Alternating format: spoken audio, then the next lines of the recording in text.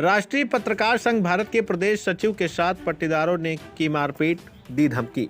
बता दें कि राष्ट्रीय पत्रकार संघ भारत के प्रदेश सचिव दीपक उपाध्याय के साथ उनके पट्टीदारों ने मारपीट की है और धमकी दी है। इस मामले में उन्होंने एसपी से मुलाकात करना चाहा, लेकिन किसी कारणवश एसपी से मुलाकात नहीं हो पाई। दीपक उपाध्याय ने बताया कि पारिवारिक विवाद के मामले में उनके चचेरे भाई भृगुनाथ उपाध्याय के बीच मकान को लेकर कुछ विवाद था। यह विवाद परिवार के वरिष्ठ लोगों ने बैठकर हल कर दिया था, जिसका सुलह समझौता कोतवाली में हो चुका था। भृगुनाथ उपाध्याय के पुत्र धनुषधारी द्वारा बार बार दीपक उपाध्याय को धमकी दी जा रही है।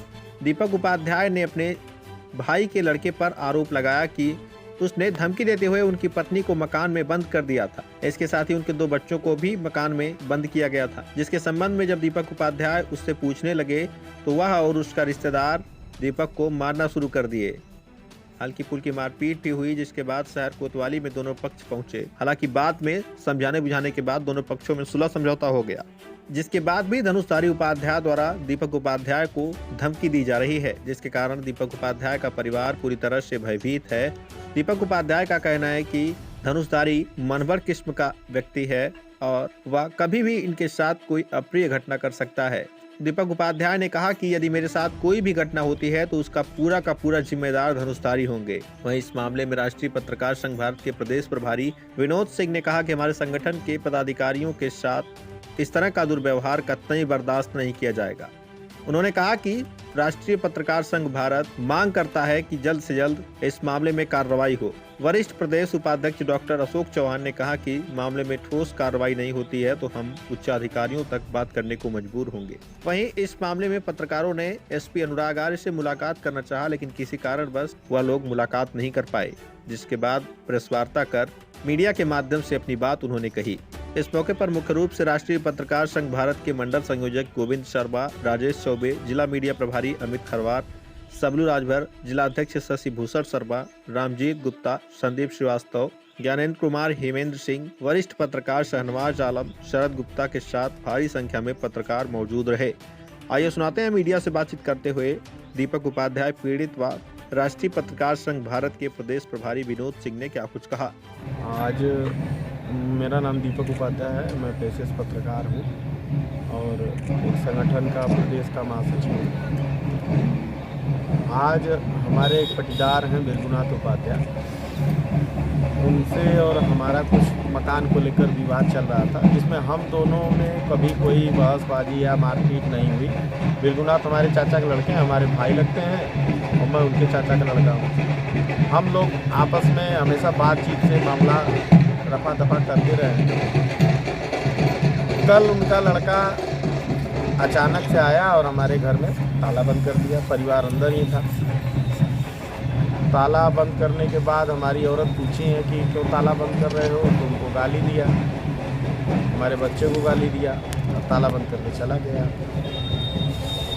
आज मैं गया हूँ पूछने कि ये ताला जो है क्यों बंद किए थे, तो पहले तो कहा है कि हमारा घर है, हम ताला ना बंद करब तो क्यों बंद करी। तो मैं उनसे पूछ दिया हूँ कि तुम्हारा घर है, तो उस पर गाली उली देने लगा। फिर उसके रिश्तेदार एक खुशी की कोई उसके मामा थे, अभी बात ही हम दोनों में हो रही थी, थोड़ा सा तड़क भड़क हुई है, तब तक वो मुझको एक घूंसा मार दिया है। जब वो मारा है तो हम लोग में मारपीट हुई है। फिर उसके बाद मामला गया कोतवाली जाके पूरा मामला शांत हो गया। उसके पिताजी आए, जो कि हमसे उनसे विवाद कभी नहीं होता। हम दोनों लोग गए, समझा बुझा के आपका समझौता हो गया।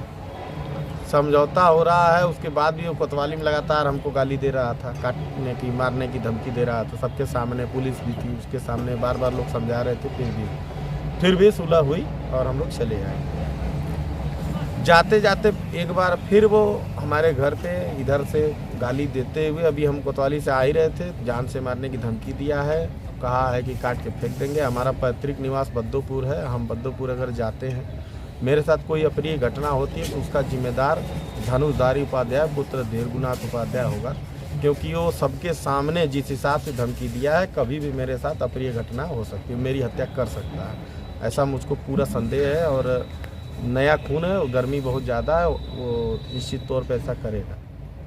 इसलिए हमने आज आप लोग को अवगत कराया है। इसके अलावा आपने क्या स्टैंड लिया है कि किसी बड़े अधिकारी को? अभी हम गए थे तो कप्तान साहब नहीं थे, मिले नहीं हैं, तो हम संगठन के लोगों को अवगत कराए हैं। हम लोग जाके कप्तान साहब से मिलेंगे, उनको एप्लीकेशन देंगे कि अगर कोई अप्रिय घटना घटती तो इसका जिम्मेदार यही व्यक्ति होगा, क्योंकि बहुत ही मनबड़ किस्म का लड़का है। सबके उसके परिवार के लोग भी समझा रहे हैं, हम भी समझा रहे हैं, लेकिन वो मानने को तैयार नहीं है। उसकी जिद है, मतलब हम मारेंगे, इस हिसाब से वो काम कर रहा है। जिस आरोपी की आप बात कर रहे हैं उसका कोई इतिहास है? नहीं, आरोपी इतिहास नहीं, कोई अपराधी नहीं है, लेकिन ये बहुत मारपीट बहुत बार किया है। बलरामपुर पुलिस चौकी में कई बार मामला गया है, बल्कि हम ही लोग जाके समझौता भी कराते रहे हैं।